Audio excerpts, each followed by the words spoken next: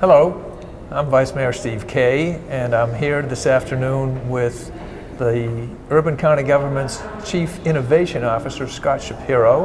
We're going to be talking a little bit about his work, what it means to be in that position, and some recent activities. So first, Scott, welcome. Thanks for having me. Glad you're here.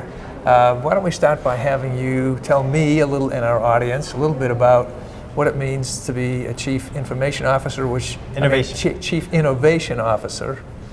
Yeah, I'd be happy to. Which is a little bit unusual title, so. That's right, so this is a new title. You're seeing it in a lot of cities that are, that I think of are being very ambitious for themselves. Okay. So places like Austin, Pittsburgh, Boston, you're seeing these Chief Innovation Officers sprout up. And they're charged with, can be a range of things. Okay, so, but it was not, Lexington didn't invent this title.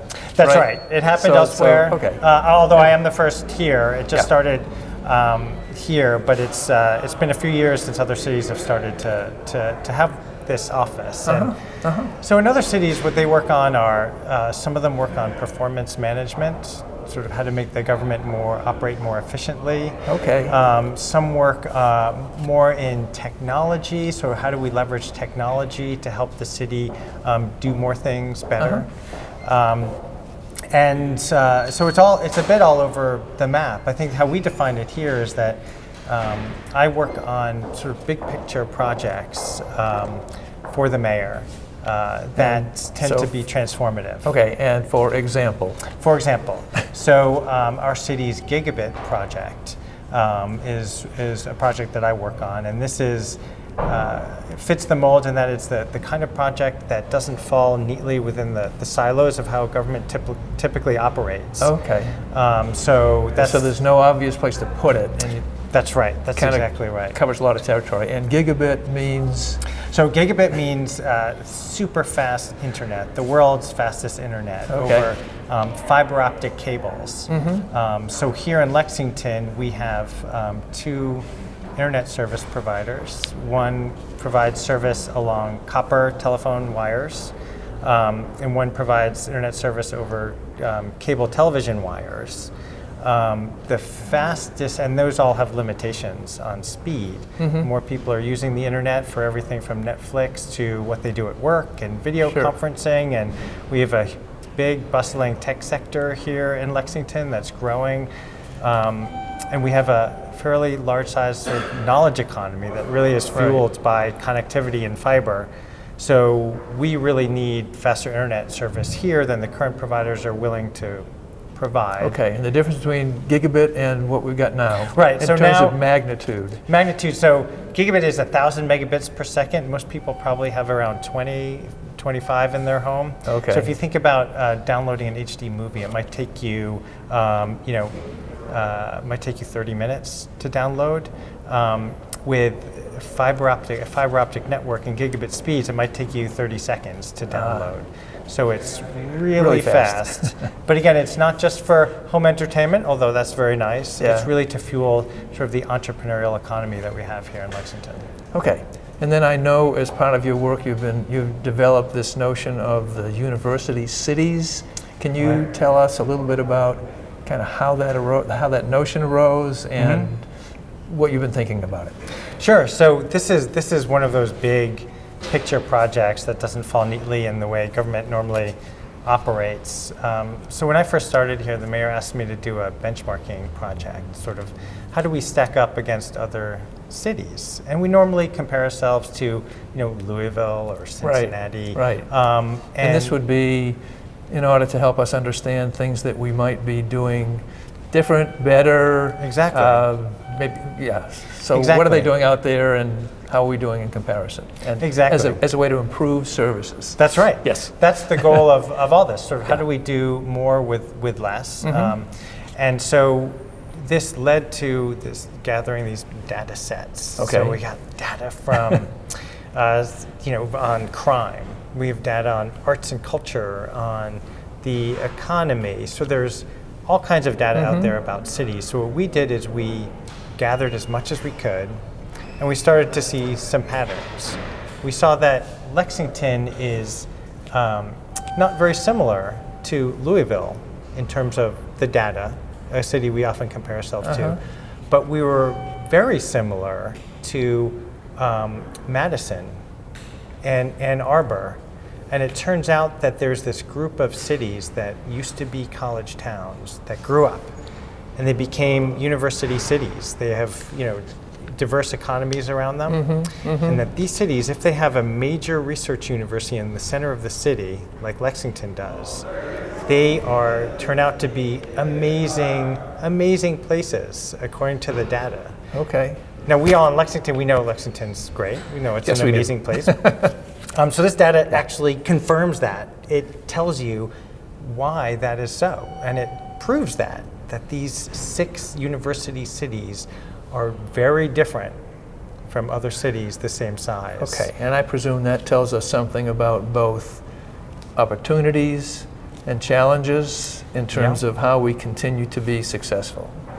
That's exactly along right. with these other cities. That's exactly right. So I think of this project as we've sort of figured this thing out, that we are a university city. That's a way we can think about ourselves. And then there's a whole other part, which is exploring, well, if that's true, what do we do about it? Okay. And this is the university cities term itself. Again, I don't think it's been used before. Is this something that you came up with, or this is your little baby? We've coined this term, Yeah. but we think it's something that everyone knows what a college town is. Right. So we think that it's something that doesn't need a lot of explanation. If you know what a college town is, you have a general sense of what a university city is. Right. And according to the data, university cities, and this applies to all of them, so Lexington, Lincoln, Nebraska, Ann Arbor, Madison, Durham, Chapel Hill, and Fort Collins, Colorado. So these are all cities that are between 250,000 and 1 million people, and more than 10% of their population are students. And there's a research university in the center of the city. And Okay. it turns out all these cities are very similar to the large coastal cities in a lot of respects. So they have these highly educated populations. So I think it's in the high 20s nationally for folks with BAs or above. Here it's in the 40s. So highly educated populations, so lots of talent, but also lots of entrepreneurship. So there's lots of business starts, which you'd expect around a university, where there's just tons of ideas and coming out of the university, tons of conversations happening between disciplines. So there's a lot of entrepreneurship here. And our economies are really stable, but also resilient coming out of the recession. We grew at a really fast clip, the same pace as the large cities, the largest cities in the country. So we've got these, a lot of talent, a lot of entrepreneurship, and it turns out a ton of arts and culture. I mean, that's sort of the sense you get with a college town. Well, it just blows up with a university city. We have 50% more arts and cultural institutions per capita than if you looked at all the other cities our size. So it sounds like in part it's this balance between the actual size of the university and the size of the community, where in a really big city they may have 2, 3, 4, 5 institutions of higher learning that are pretty big, but in terms of the overall structure of the city, they don't make enough of an impact. And there may be places where all you got is a university, right? And there's not much around it. We have there's no way to leverage the university. So we have this kind of nice balance where we're getting some of the advantages, and especially on a per capita basis, it has more of an impact. Which is, I'll make a little pitch here. It's why so many people nowadays, I think, find Lexington so appealing. It's so livable city. Yes. But it's vibrant, its economy is vibrant. We have the university, we have all these cultural events. Maybe, I would say starting about maybe 5 or 10 years ago, it started to be the case that there was too much to do. Right. And right. that's too many a restaurants. That's a good problem to try. have. Yep. Too many places to go, too many events. And people say, well, I can't, I want to do this and that, but they're the same night. Well, right. So we've had to hit that critical mass. So that's right. So we're very much like these large coastal cities. But we don't have the. But there are a few things we don't have that they have, right? We don't have. We have very low violent crime rates. In fact, Lexington is one of the lowest violent crime rates of any city our size in the country. So we have talent and arts and culture and entrepreneurship, but very low violent crime, very low unemployment, and very low cost. So if you put these two things together, and this is sort of, if you think about this idea, yes, we've discovered who we are, but what does it mean? If you put those things together, you get a city that seems to be just perfectly built for the 21st century economy. Lots of talent, low cost, lots of arts and culture, everyone's happy. And that's why Lexington is growing so quickly. I think we've discovered this, but other people have discovered it in other ways too, and they're moving here. They know it quickly. They know it when they just look around and say, that's an appealing place to live. They don't know all the data, they don't know all the reasons, but they go, oh, that's a good Lexington, pretty neat. So, couple minutes left. Yeah. You recently had a fair number of people in town for a big conference on university cities. Right. Why'd you do that? Well, we partnered with the other university cities to hold this conference, along with folks like the Kresge Foundation, the Knight Foundation. Both of those do a lot of work in Lexington, and thought this was an interesting concept to explore. Also in partnership with the Gaines Center for the Humanities at UK, and UK broadly speaking. We had a series of experts and academics, and then we did a policy swap with mayors from these other university cities. Okay. So the first half of the day you could think of it as, and it's online at universitycities.org, you can watch it. The first half of the day was sort of exploring this idea, and we had Ed Glazer, a Harvard urban economist, who's a big fan of the idea. So we explored it, and the second half of the day was, well, now what? Okay. And so we had the mayors swapping ideas from Lincoln and Fort Collins, and later we heard from folks from Ann Arbor. Turns out the university sees most of them are exploring becoming a gigabit city, just like Lexington. They sort of generally understand that fiber is really the fuel for the knowledge economy.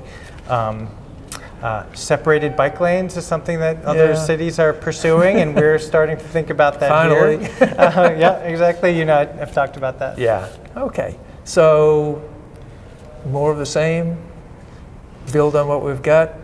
What else you want to tell us? We got in the last minute. What else about either your work, the gigabit, the university cities? Yeah, so the University Cities is going to keep going. I think Ann Arbor expressed interest in holding a conference there. Knight Foundation gave us money to award research grants around if folks want to explore this idea of being a university city.